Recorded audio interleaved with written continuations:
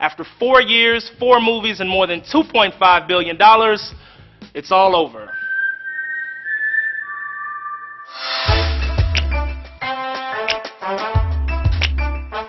My dear Miss Everdeen,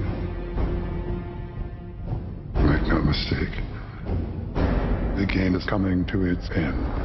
Taking the #1 spot at the box office by a landslide is the 4th and final installment of the Hunger Games series, bringing in an estimated $101 million. A $100 million debut is huge by almost any standard. In fact, it's the 5th biggest opening this year. But unfortunately for Katniss, the Hunger Games, like the Avengers or the most recent Fast and Furious movies, is a franchise where $100 million in 3 days just doesn't cut it. The $101 million debut was the smallest opening in the franchise by about $20 million, whereas franchises like Harry Potter and Twilight benefited at the box office from splitting their finales.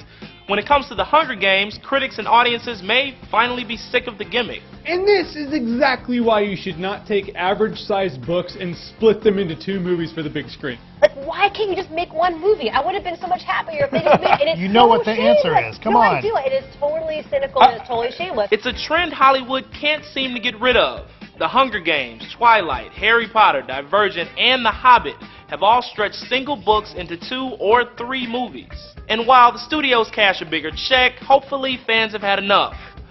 I know I have. On to #2. Mexico City. What were you doing there?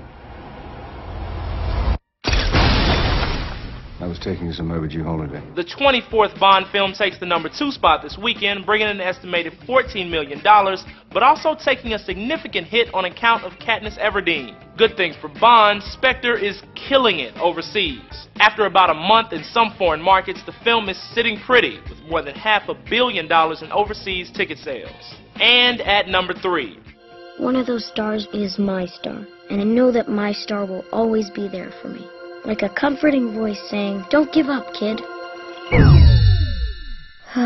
Holding on to a spot in the top 3 for the 3rd week in a row are Snoopy, Lucy, Charlie and the Gang, bringing in an estimated $12 million. Can they tell I'm Jewish? Yes, your sweater. Which was just enough to keep Seth Rogen's The Night Before out of the top 3 and in certified flop territory. As for next week, Apollo Creed's Baby Boy. What's wrong with you? Hey, somebody help! Rocky's sick. Nope, Rocky's old. For Newsy, I'm Jamal Andrus.